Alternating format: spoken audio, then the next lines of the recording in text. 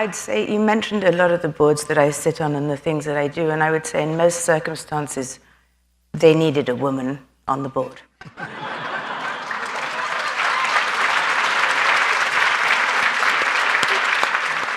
That's true, though, to start with.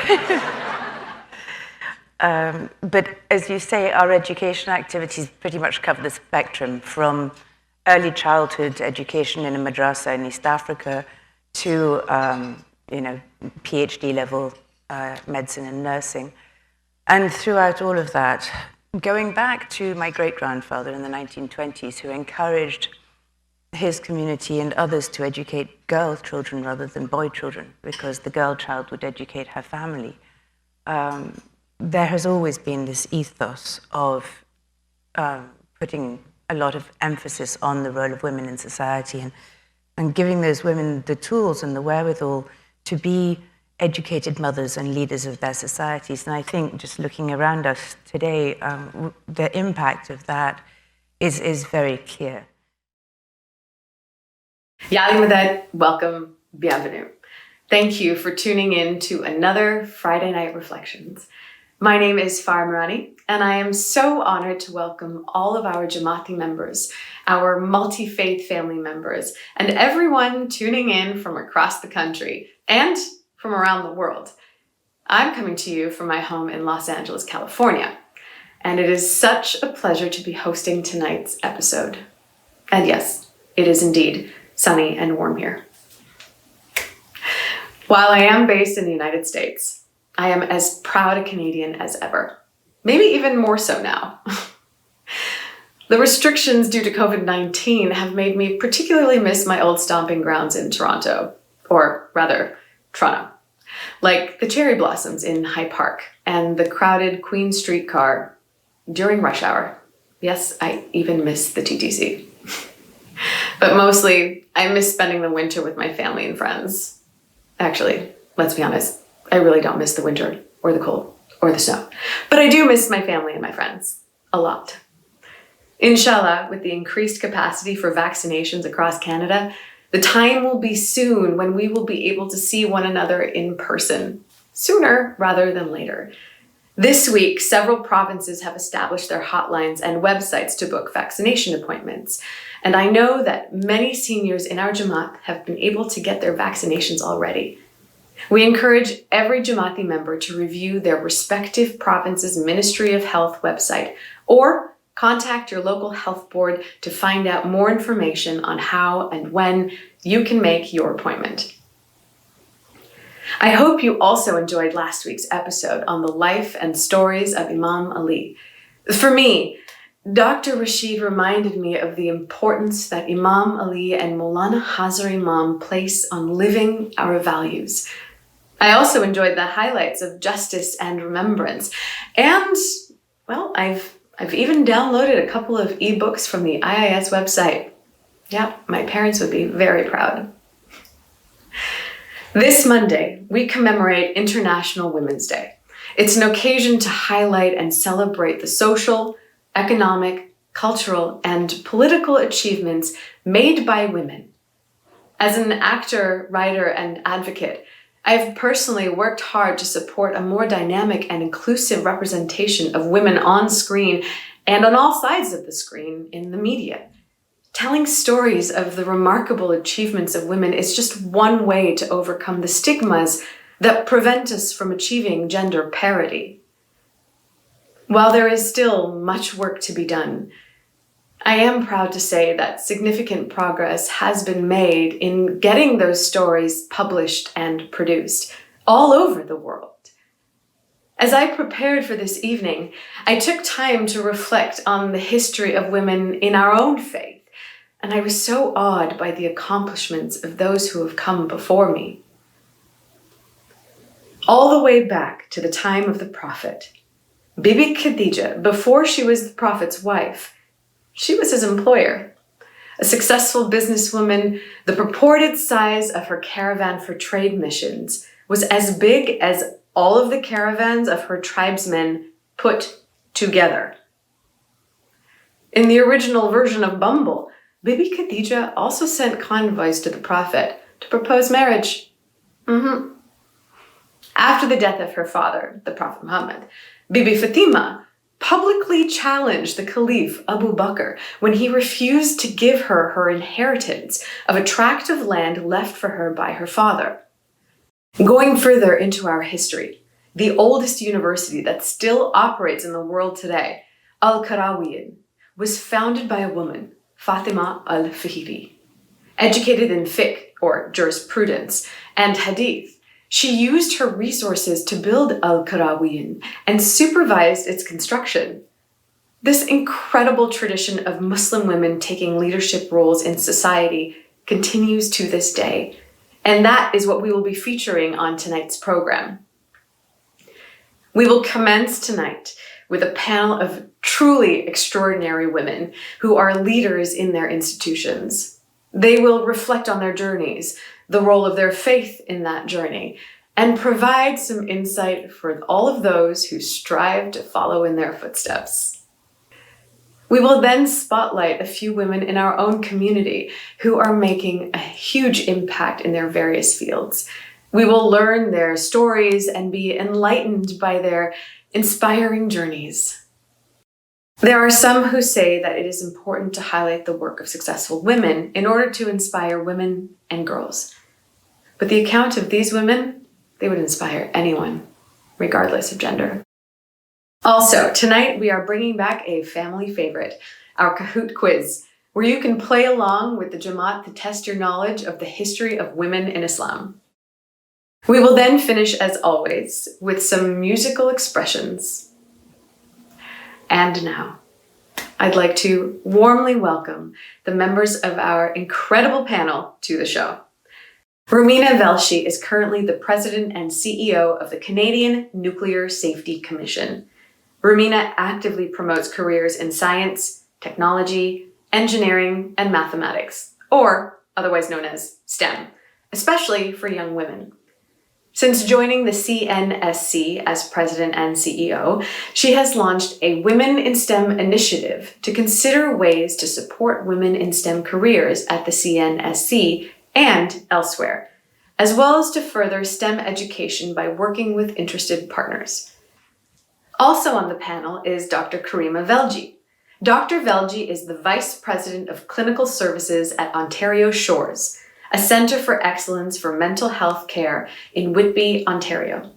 She has held several leadership positions in her career, including Vice President for Patient Care and Quality at St. Joseph's Healthcare and London Health Science Centre in London, Ontario, which is where I was born. Chief Operating Officer and Chief Nursing Executive at Baycrest in Toronto, and Vice President of Patient Care and Chief Nursing Executive at Toronto Rehabilitation Institute, which is now a program of University Health Network. And rounding out our proverbial table is my own very dear friend, Dr. Salima Bhimani. Salima is the Chief Equity and Inclusion Strategist for the Other Bets at Alphabet, or you actually may know them better as Google.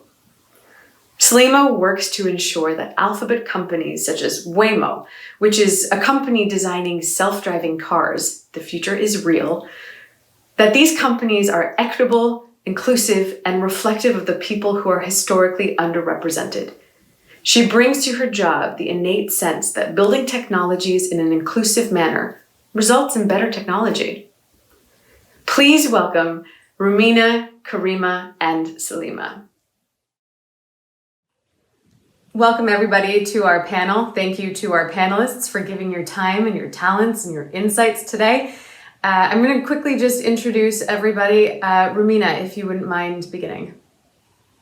Yali Madat, everyone. My name is Rumina Velshi, and I'm the President and Chief Executive Officer of the Canadian Nuclear Safety Commission, Canada's nuclear regulator. Thank you. And Karima? I'm Karima Velji. I'm Vice President for Clinical Services at Ontario Shores. Wonderful. And Salima? Yalimadat, everyone. I'm Salima Bhimani, and I'm the Chief Equity and Inclusion Strategist for Alphabet Google. Wonderful. What an amazing group of women we have here. If you might, could you tell us a little bit about how you got to be where you are, what it is you do, and where in the world are you? So let me start with the easy part first. I'm in Toronto right now, and as I mentioned earlier, I'm the Chief Executive Officer and President of the Canadian Nuclear Safety Commission, and that's Canada's nuclear regulator. And our mandate is really threefold. One is to make sure that Canadians' health and safety is protected, as is the environment, from the use of nuclear power and nuclear materials. Also making sure that Canada fulfills its obligations to the international community in ensuring that nuclear material is used for only peaceful purposes. And the last part of our mandate is to disseminate objective and scientific information about nuclear.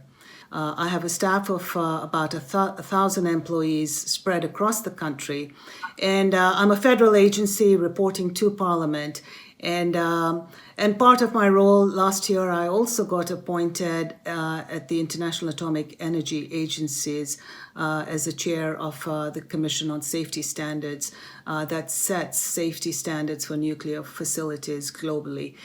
So, in a nutshell, that's what my mandate and my role is. And I've been in this role for 2.5 years now. So you are legit, like a bona fide scientist changing the world. I pretend. That's amazing. Everybody needs one of those on your zombie apocalypse team. Next up, Karima, will you tell us a little bit about what you do and how you got there? For sure. That's very admirable, Rumina. So I'm a registered nurse by background, and I started my career in the practice domain of nursing, doing frontline nursing in critical care, in med-surg areas, and in cancer care. And most recently, and now I'm Vice President for Clinical Services at Ontario Shores Centre for Mental Health Sciences. And the mandate is to really oversee the quality of care for people who are suffering from mental health conditions. I have a PhD in nursing, so certainly in the beginning, it was very much immersed in the practice domain, as I said. I ventured from there, and as I was completing my PhD, I had vast amounts of experience leading research projects, primarily in the area of cancer care. And then as I ventured into administrative or senior management roles, I switched my focus, honestly, from a very social justice perspective. So initially, while my focus was very much acute care, critical care nursing, cancer nursing, as I spent more time in the profession, very much my heart was drawn to the more marginalized populations, to the underserved populations. So I really immersed myself in ensuring we are building a system of care for seniors in Canada and in Toronto primarily. And then from there, ventured into the area of mental health and addictions. I think it's the area that I will retire from, because we have so much work to do building the right system of care for people with these conditions. Wow. And you must be so overwhelmingly busy right now with what's going on in the world, and how, as much as the COVID-19 has been affecting us, also the mental health ramifications are sidelong with that. Well, we're very, very lucky and very blessed to have people like yourself doing what you do. So thank you for your work, especially with what's going on now. Thank you. And last but not least, Salima, will you tell us a little bit about what you do and where you are in the world? Yeah, I'm sitting in sunny California, Northern California. Every time I tell that to my Canadian family and I tell them it's a little cold out here, they laugh at me. So I know what that's like. So I'm not going to tell you what it's the balmy 20 it is outside right now. Yeah, I'm in Northern California. I work, as I mentioned, I work for Alphabet. For those that don't know, in 2015, Google decided to create a parent company called Alphabet, in part because Google was not only doing their core work, which is around search, obviously, but they were also innovating in other spaces, and that were really separate from what Google traditionally did. And essentially what those are moonshots in the world. So how do we use technology as a way to address big world problems, from biotechnology to, mobility and movement, to, access to medicine through drone technology, like just really a whole range of what we call moonshots in the BET world. So I came into this role in 2017, and essentially I was hired to lead equity, inclusion, and diversity for all of the moonshots at Alphabet. And essentially what my role is that I'm really interested in systemic change. It's something that I have been working on for the last 2 decades of my life. My educational background is also in this space. So I have PhD that looks at organizational community transformation that is equitable and that is inclusive. And the reason why I'm really excited about being at Google and Alphabet is because if you think about a massive technology company like Google, the kind of impact that they have on the world is really, it's huge.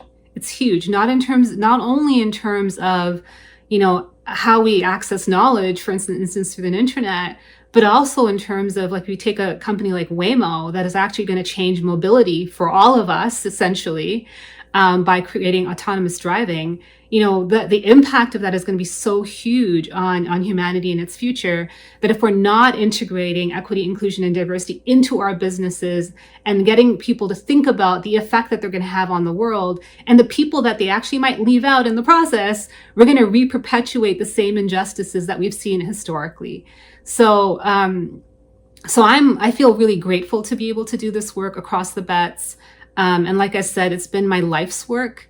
And I always go back to the story of when I was 3 years old, and we were in Toronto. My family were refugees from Uganda, and so they ended up in Toronto in the mid 1970s, like many other Ismailis. And 3 years into my life, I remember coming home in a car. We were in the car, and I was in the back, and our house was spray painted and had egg all over it, and it basically said, "Pakis, go home." And although I was 3 and I don't remember, I obviously couldn't read, so I don't know what was all there, but I remembered this feeling of, oh my God, people don't want us here. And I will never forget that feeling. And so that has really been, that like early life experience, along with many others, really attuned me to how there are differences in our society based on race, based on gender, based on ethnicity, based on religion. And if we don't attend to those, we're going to continue to create a present and future that does not serve the entirety of humanity, and that's a problem. That's incredible. You actually, perfect segue into my first question for the panel, which was, can you speak to us and share with us one of your earliest memories of acknowledging or being informed of your gender, of being a woman, and what that experience was like and how it guided you into what you do now? Rumina, if you would. So isn't that interesting? My earliest memory too is when I was probably just a little over 2 years old, maybe not quite 3. And so I come from a family of girls only. I'm the third daughter, and my mother was expecting her 4th child. And I remember so clearly my paternal grandmother telling me to pray for a brother. And I have an uncle who's got boys and girls, and I had seen how much preferential the treatment was to the boys than to the girls. And but it is from that time on recognizing that it's not a level playing field that we're in. These are cultural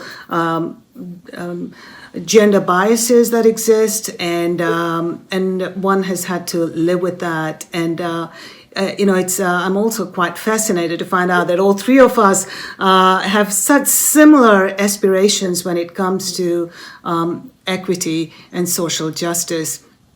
And so for me also, it was that particular recognition that being a female has its disadvantages, and I just have to look for where does it give me an edge, and try to capitalize and optimize that. Wise words. Thank you for that. Karima. It's amazing that all our experiences take us back into our childhood. And for me, it was at age 10 when my dad died. And my mom became a widow at age 33 years old back in Tanzania. And we are an all-woman family as well. So we were 3 daughters. I was 10, the eldest, and my sisters were 6 and 3. But for me, it was seeing a woman in her full glory and seeing the power of a woman, because she had never worked a day actually outside the home until my dad died. And then all of a sudden she had to fend for herself and her 3 daughters. And I saw her play it out, and I'll never forget it. Actually, she's a role model for me. I follow her lead very proudly because she just did it. She just, there was no choice. So she rose to the occasion, basically, and took the skill that she had. So she knew how to stitch clothes. So she became a seamstress, and that's how she made a living and raised us, basically. High value for education. Oh, my goodness. The standard she set for the 3 of us for education, and there was no choice around it. And she worked very, very hard for it. She went back to school to learn English. She did correspondence courses and learned how to speak and write in English. And I remember editing her essays because she didn't know how to write an essay. So all to just get her life together so she could raise the 3 of us, and devoted her entire life to us and to our kids. As her grandkids were born, she was present for each one of them, not for a week or 2, but for a few months to get us up and comfortable with the new roles that we had as mothers. So she's very much etched in my life as truly a role model. But for me, I've only seen females in my family rise to their full glory, and I've just followed their lead, basically, because there was just no other way to do it. That's the only way I knew how to do it. And yeah, you just do it. And her philosophy was very much, if life gives you lemons, you make lemonade out of it. Like, don't fret, just get on with it, basically.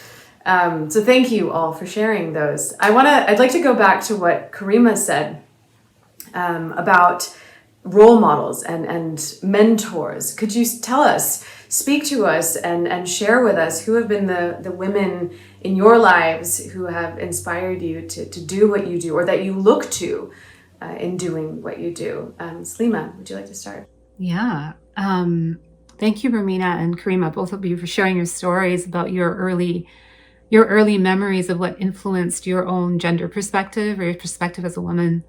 I really appreciated hearing those. And it reminded me that there's always things in our world, like you were sharing, Farah, that reflect back to us who we are or who we aren't. And sometimes, like, through that, we come to know ourselves over time. And I feel like that's what it's been for me too. My mother is probably one of my greatest role models because, she has, I think, coming from Uganda and having that experience of being displaced and coming to a new country and, having to, both of my parents having to pick themselves up from the ground up in a new country, not knowing the language, really being in a new environment. And what I've seen my mother do over and over and over again is persevere and persevere and persevere. And what I've also seen her do is remove the barriers for me. So she was a role model for me and opened the door for me, but I think I also opened doors for her that maybe weren't available to her, as she was living in Canada. So that, I feel like she was a huge role model.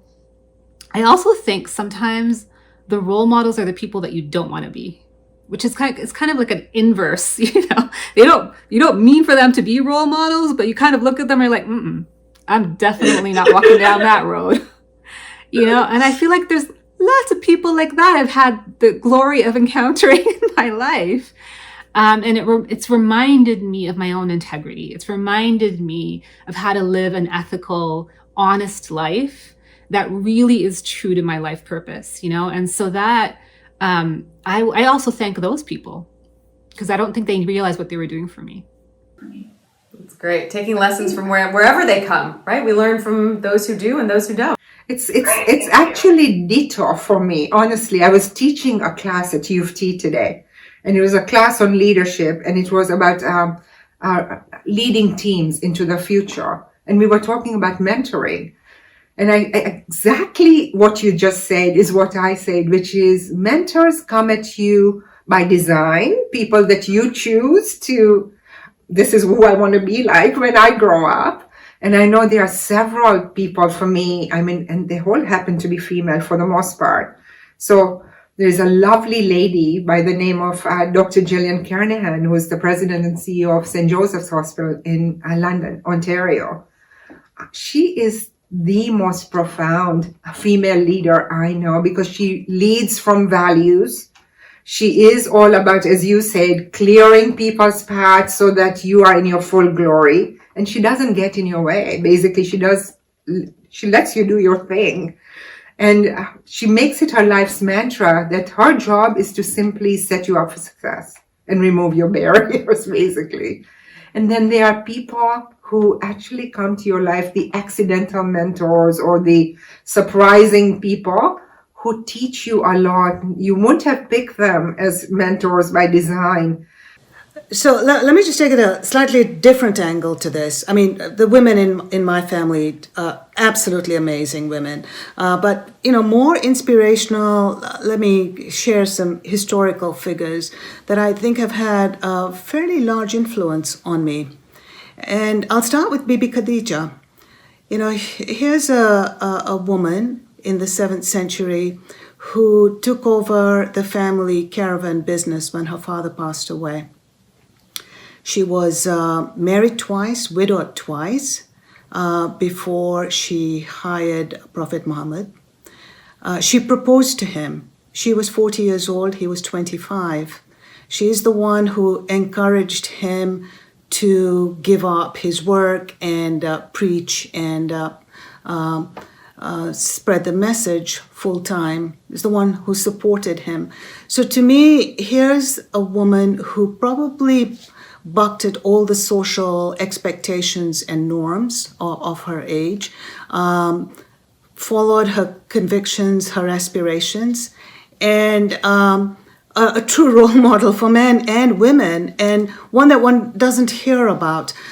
So I always kind of think back and think of all the challenges and how fantastic a person that was. There are a couple more that I'd like to share with you. Another one is Emily Rebling. Emily Rebling, de facto, was the chief engineer for the Brooklyn Bridge. So this is the turn of the 19th century. Now, her husband was actually the chief engineer, but he got really sick and was bedridden. So she took over the project and pretty much completed it. And was recognized for it, though a bit later, first person to cross the bridge. And so it was really my inspiration to go into engineering because I wanted to be just like Emily Rebling. Unfortunately, didn't have what it takes to build suspension bridges, but a woman ahead of her times, and she was quite the activist when it came to things around gender equity. And then the last one I do want to share with you is Maryam Mirzakhani, Iranian mathematician. And another incredible person, sadly died much too young a few years ago at the age of 40. But she's the one who got a perfect score in mathematics, something unheard of, and won the mathematics equivalent to the Nobel Prize. The first Iranian, the first woman, actually the only woman who has won that. And an inspiration to so many girls who normally give up on math because it's difficult, it's not cool, and she changed that image. And when she passed away of breast cancer a few years ago, even the president of Iran, Rouhani, said, they published her photographs in the newspapers, and her head was uncovered. She lived in the United States, and they allow that.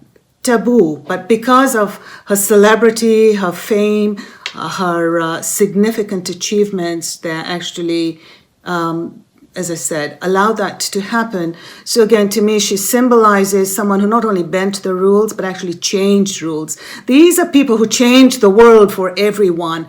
And so another tremendous inspiration for me. And again, too sad that we lost her at such an early age. So I thought I'd just share those stories with you. Thank you so much for that. I am learning so much today. I love this. I'd like to actually go back to your comment, Rumina, about Bibi Fatima, because it's a perfect segue into my next question, which is, how has your faith and your spirituality connected and influenced the course of your career? Salima, would you like to start? Great. The hardest question. You passed the ball to me. Thank you very much.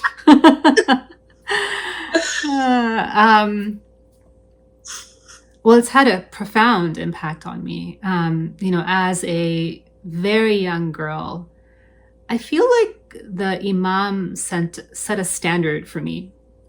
And what that standard for me is that you should never stop striving to achieve your highest and with excellence. And I think that as women, we can't afford not to be excellent. And I'm not saying that because I think therefore to add pressure on all of us to be perfect, because excellence does not equal perfection. What I'm saying is that when we are clear about what we bring to the table, and when we are clear about what we have done and worked at in order to get there, then we can ride that to some extent. We will have barriers in the system. People will get in our way. Things will come our way. But we will not lose faith in ourselves because we are clear about who we are and what we bring to the table. And so what my faith has also taught me is to be a critical thinker, actually, and is not to accept the status quo. And so that is something that I feel feel like it was seeded for me in our faith.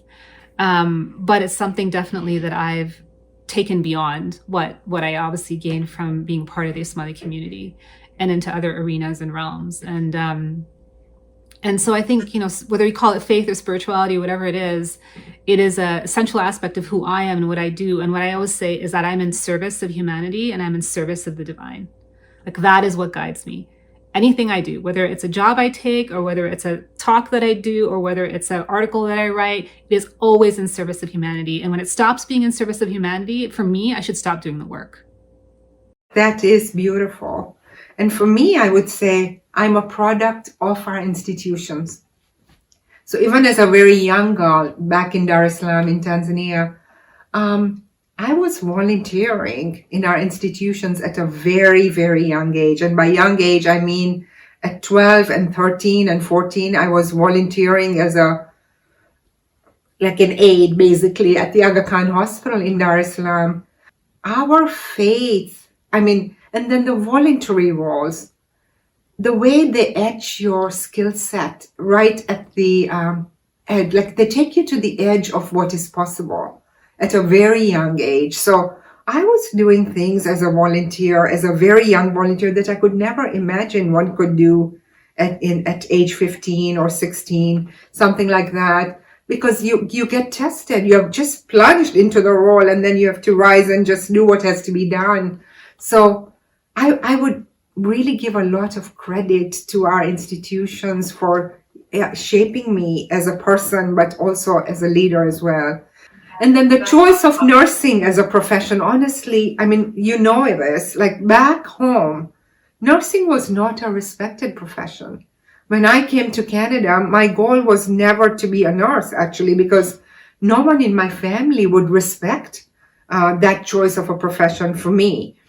But Hazrimam did. Hazrimam had this view of nursing as not only a very legitimate and respectable profession, but something that will actually lift the lives of women in society. And you started to see this transformation of gender roles in Pakistan as the Aga Khan University program got established. And then the satellites got established in different countries like Tajikistan, Afghanistan. It's been profound to me, the role of women and how it has been raised by the work of our institutions to see it on the ground, it's really quite an amazing experience. So I'm very drawn by that, like the role of our institutions in lifting the lives of people in the world really speaks to me about our faith. And I hold on to that, basically. Thank you. That's wonderful. Yeah, and it does. It makes all the difference. So let me add. I think both Salima and Karima have been so eloquent on this. Maybe three other things that I'd want to add. I too have served on many Jamaati institutions, and I think one of the key takeaways, or something that I have that has really influenced me, is the ethical framework within which our institutions operate. I think both spoke about the opportunities, the leadership, and especially when you're leading volunteers. If you can lead volunteers to do the magnificent work that's done, then leading a corporate world is so much easier. And I think the third one for me, a big takeaway that has been so ingrained in us, besides education, is lifelong learning, and that gets reinforced all the time. And I think most of us have internalized it, and that's gratitude to the community that we belong to. Yeah, wonderful. Thank you, all of you, for sharing all of your insights. Lastly, we're going to end on this. If you could go back and you could speak to your, whether it was 3-year-old or 10-year-old child, whatever that moment was, if you could go back and speak to that child and tell them something, what would you say? Karima, would you like to start? Be fearless, basically. There are moments where I reflect on decisions I've made in my life where if I had the courage I have now, and I could say to myself, what would you do if you were fearless? Do that, basically. I think maybe there could have been different choices on some fronts. And I think I see this in my daughter. My children teach me a lot. They are more fearless, and it's very admirable to see that they are clear on the lines they draw in the sand. They don't know which paths where they don't want to compromise. They are far more clear than I was at that age. So that's what I would say to myself at that young age, I think. I love that. Be fearless. Salima, what would you have to say? I'd say a couple of things. One is that never believe that you are static as a person. Like, remind yourself always that you can continue to expand and grow, and you can always be different. And I think that's really, really important, because sometimes people feel like who they were 10 years ago is who they need to be today. And that's not true. And then the last thing I'd tell myself is that don't forget that you're infinitely powerful. You are infinitely powerful. And your ability to contribute to the world and impact the world is infinite. Whether you're going to do it in the smallest way or the biggest way, it does not matter. You are a contribution to the world. If I can always remember that, then I will never take myself for granted. Wow, that was amazing. I think everybody needs to hear that. Thank you so much for that. And Rumina, what about you? I don't know how you beat that. I think for me, I think it's dreaming big. We sort of sell ourselves short. I did. Dream big. Strive for the moon. So if you don't succeed, you'll hit the stars, right? And going with that is the not to fear failure and getting outside one's comfort zone. I think just being risk averse, maybe it's the upbringing, I'm not sure.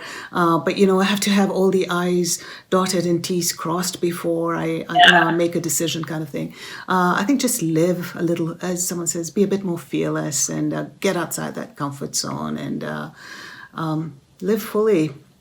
It's one life, and we can make such a difference. and never forget the difference we can make. You know, the other thing I would say is make it your life's mission to open a door for someone every day. Like, and particularly women lifting each other up. Like, it's crucial because no one's going to do that for us. And we must be there for each other. So when I think of the mentors as well, it's their life mission. Like, it's almost an everyday thing, a normal thing for us to come home and say, you know, today I opened a door for someone to rise. And to do that for each other, because who else will? Yeah, I like to say we all rise with the tide. So your successes are my successes. And if we keep supporting each other, then we all lift each other up. So with that, I thank you all so much for giving us your time, sharing your wisdom and your insights with everyone today. It has forever changed me, truthfully. And I thank you so much. Inshallah, we can all gather around a real table in a real room sometime, and not just on a Zoom room. Thank you so much, Rumina, Karima, and Salima, for sharing your stories with us. It is so inspiring and amazing to see what you have accomplished and your commitment to this kind of work. It truly is a wonderful signpost of where we have come from. And now we'll hear from a series of women in our Jamaat who have picked up the proverbial torch our predecessors have passed on to us. Please enjoy this piece featuring some outstanding and incredible members of our Jamaat. Ya Al-Madad. My name is Rana Mustafa. I am a food scientist and researcher with the Saskatchewan Ministry of Agriculture. Ya Al-Madad. My name is Karima Sabar. I am the CEO and partner at Quark Venture LP, which is a venture capital firm investing globally in health technologies. Ya Ali Madad. My name is Nay Karbabzada and I'm honored to be here today. Currently, I'm in the clinical years of my medical training. When I began medical school, I was enrolled in a dual degree, medicine and law. Last summer, I finished my law degree, and next year, inshallah, I'll be finishing medical school. I ended up where I am mostly out of pure luck, prayers, and hard work. Yalamathat everyone. My name is Shaliza Sajwani, and I'm an oncology pharmacist by profession. And I'm also the outgoing president of Pharmacists Without Borders Canada. So I had begun my career in television as an associate director working in a live control room environment doing news and live news specials when I decided to pursue elite level sport as a track cyclist. Yali Madad, my name is Jamila Malikzada. I'm owner of the Jamila's Kitchen and Grill, Coquitlam, BC. I would say what inspired me to do this is my love for science. So at every stage of my 35-year career, everything I've done has involved science. I loved science and my passion for science has driven me. We opened this small business 2017. I serve my customer. Beside that, when I always cook food for those people who don't have it money, we give them free food. I love to help my community. I love to help those people living to my community. My biggest inspiration has been my journey as a female immigrant from a country where girls continue to struggle in getting an education, even in the 21st century. I'm also blessed to have a family who values education and a father who chose to come to Canada so that his daughters could be educated. I was inspired to go into both oncology and global health, actually because of Hazrat Imam's firmans and guidance and his particular focus in both of those areas. I feel really grateful that I've been able to go into both of those areas as a career and service journey. I was born in a little village in Al-Khawabi in Syria. Since I was a little girl, I noticed that women around me do not have the life that they deserve.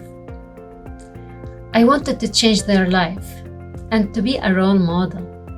I was inspired by one of Maulana Hadr Imam's Farah when he says that education is our best way to change our life.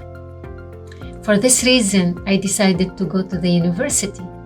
I got a Bachelor of Food Engineering And because of my performance, I was awarded a scholarship to travel to France and get a master's and a PhD there. In Syria, I was working as a university professor.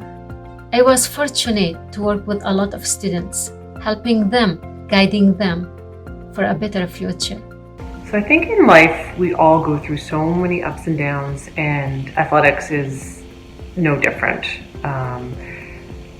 What I've learned is that there's so many lessons from athletics that I regularly apply to all aspects of my life, and definitely to my career on a daily basis. Some skills that I've honed through sport that carry over to just about everything. Persistence, integrity, work ethic, discipline, dealing with nerves, all of those things cross over into the environment of live television too. I faced many challenges in getting to where I am. I'm the first one in my family to go to medical school or to go to law school. So I didn't have the wisdom of putting an application together or any other associated tips that go with that. When I started, I had no idea how rigorous the application process was. And so I was lucky to have people in the community, in our community, as well as those outside our community, who really helped me put an application together and succeed in my journey. When I started in the pharmaceutical healthcare sector, it was a very male-dominated sector with very little diversity. So I had to work harder, perform better, and make more of an effort to socialize my ideas that I wanted implemented with my colleagues and others around me. Unfortunately, the civil war in Syria forced me to leave, to save my career and my life, and to be able to support my family in Syria. In Saskatchewan, I got the chance to know a lot of people, to learn a lot of things. However, my journey was never easy. Now, the biggest obstacle that I've had to face in my life was cancer. I am an oncology pharmacist by profession, but I'm also an ovarian cancer survivor. And I've been in remission for 2 years, and cancer really taught me that the most important thing to my life right now is whether I can live a life according to my value systems. And I think living consciously according to one's value systems is a really helpful tool and compass to get you through really difficult times. And that's what I learned. Hope, faith, and resilience. My 3 things, my 3 keys for a successful life. Being patient and taking every problem as an opportunity to grow and learn helped me a lot throughout this journey. And I'm telling to everybody, if you have some goal, work harder, believe yourself, your faith, and one day, inshallah, you're coming successful. To follow their passion and be bold. This is really important. If you're passionate about what you want to do, you're more likely to be successful and you're more likely to excel. So one of the things that I learned from pursuing elite level athletics in tandem with a career is that it was really important for me to surround myself with my team, with whether it be mentors in job or coaches in my cycling. In addition to the support of my own family, friends, and cycling teammates, I built my own personal team. If and when actually they fall down multiple times during their lives, falling down and failing is not the same thing as being a failure. In fact, failing and falling down is integral to long-term success, because long-term success is basically defined by constantly picking yourself up after falling down so many times. To have a mentor, to have a network, and to do lots of seva. Your mentors will guide you Your network will inspire you to continue your hard work. And your seva will give you opportunities that you can only dream of. Parents who say that seva gives you barakat is 100% right. Wow, what amazing stories. It truly is remarkable the variety of fields in which we have Ismaili women making extraordinary achievements. Of course, there are so many, many more than we are able to feature here, and of whom we are truly proud. All right, is everyone ready to test their knowledge? Let's see how much you know about women in the history of our faith with our Kahoots quiz. To participate in tonight's Kahoot quiz, simply open the Kahoot app or visit kahoot.it and enter the game pin shown on your screen.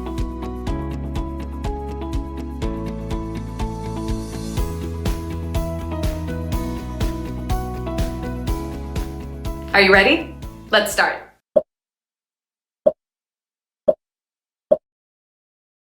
Question 1. Mary, mother of Jesus, or Prophet Isa, is mentioned more times in the Quran than in the entire New Testament of the Bible, Torah, Rig Veda, Bhagavad Gita.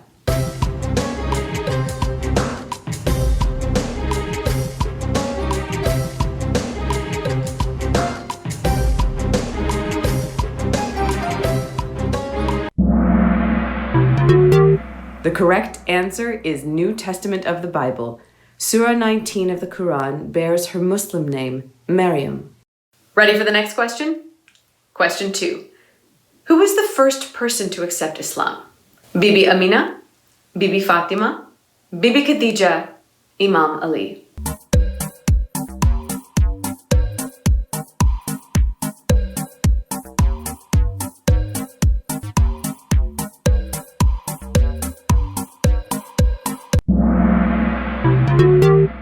The correct answer is Bibi Khadija. Ready for the next question? Question 3. Which woman is known for the powerful sermon she delivered after Karbala, where she spoke out in the face of injustice? Bibi Khadija, Bibi Fatima, Bibi Zainab, Rabia al-Adawiyah.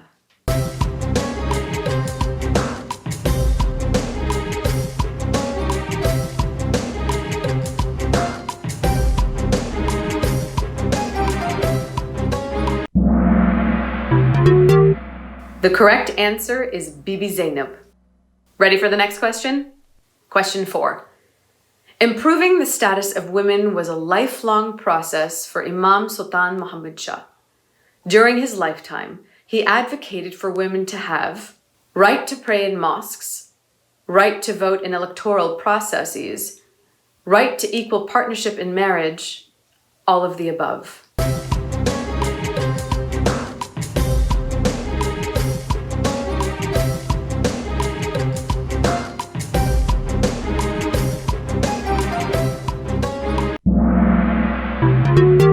The correct answer is all of the above. Ready for the next question? Question 5. This is a quote of Imam Sultan Muhammad Shah. Fill in the blanks. The time has come for a full recognition that the blank and blank of the women themselves must be the end and purpose of all efforts towards improvement. Happiness, education. Happiness, welfare. Advancement, happiness, consideration, well-being.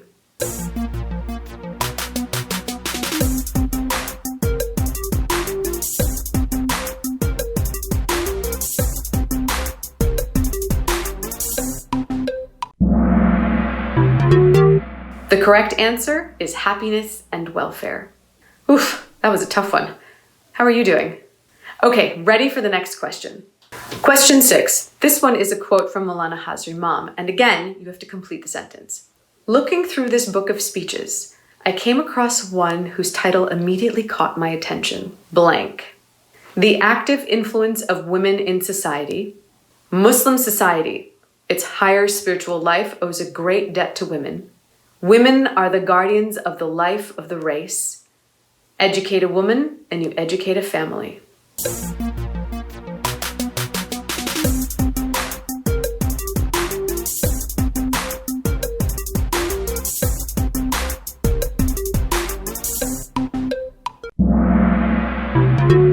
The correct answer is educate a woman and you educate a family. Question 7. Which country has a female representative of the AKDN? Kyrgyzstan, Afghanistan, Uganda, Syria.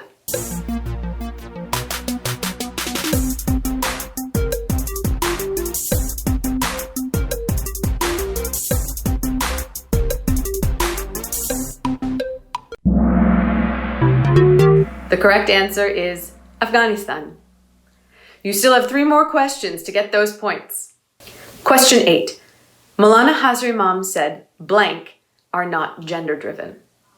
Leadership qualities, ethical qualities, success, human decency.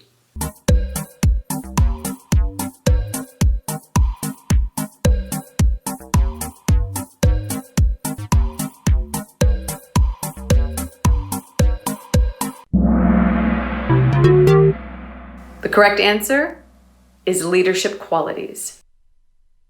Question 9. Which Ismaili sportswoman said the following? If my family can support me, then other families should also support their daughters. They should let their daughters achieve their dreams. They should motivate them and become their support system. Samina Beg, Karishma Ali, Salima Musani, Alia Karmali.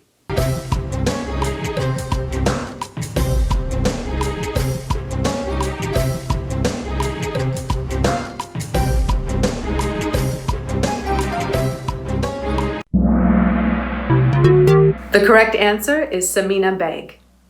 All right, last question. Question 10. Who said the following? We must try to address all the problems that face the women in the Ismaili Jamaat, no matter how delicate or controversial these may be. Princess Yasmin, Princess Zara, Mata Salamat, Lady Alicia.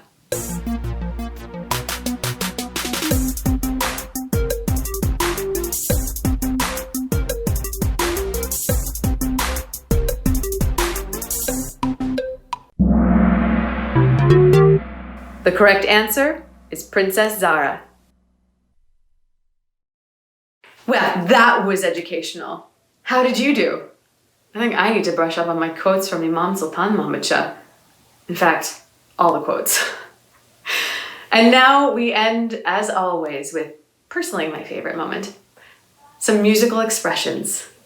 This evening we have a beautiful piece by Abi Zampa, Ya Mustafa. Ya Mustafa is Naat Kalam, rendered in the form of a qawwali.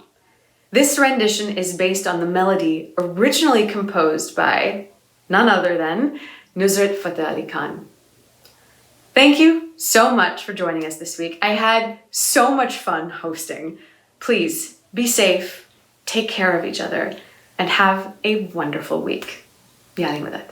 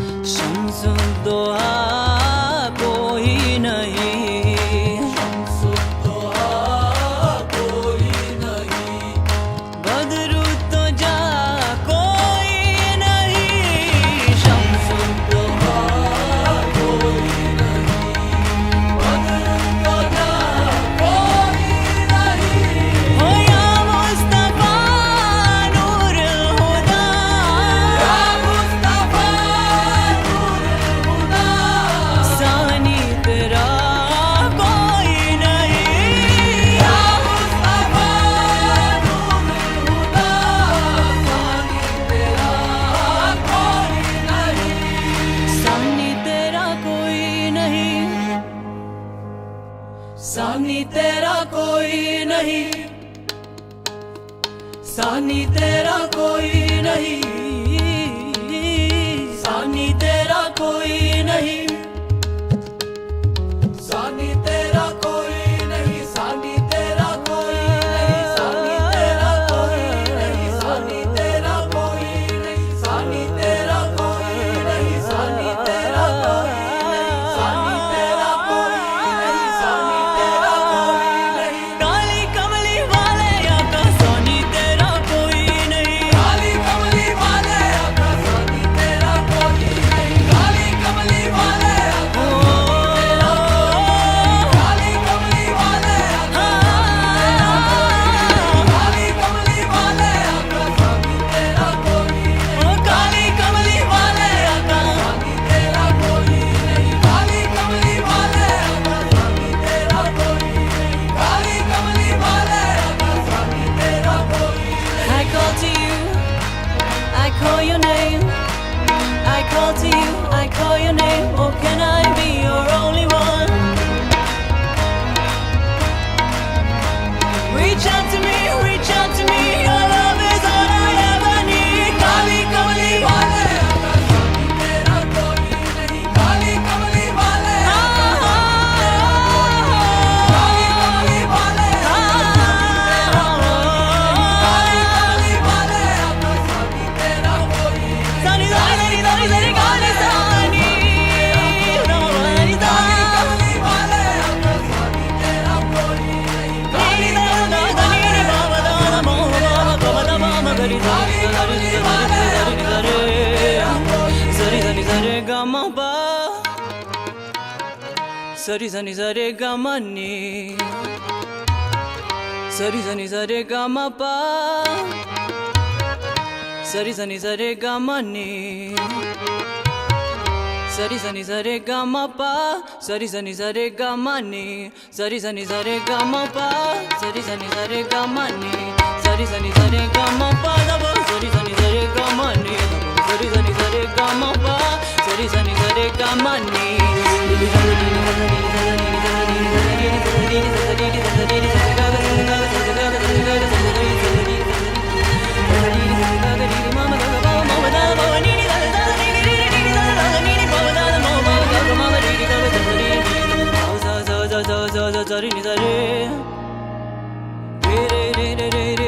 Sari ga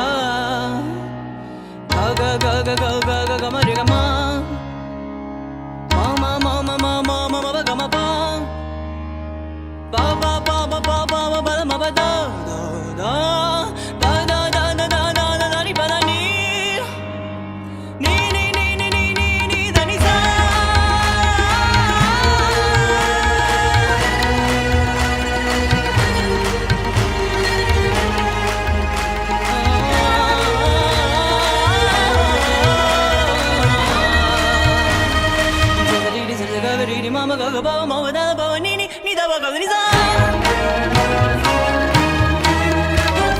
sa sa ri sa sa ga ga ri ma ma ga ga ba ma ba da ba ni da ba ga ni za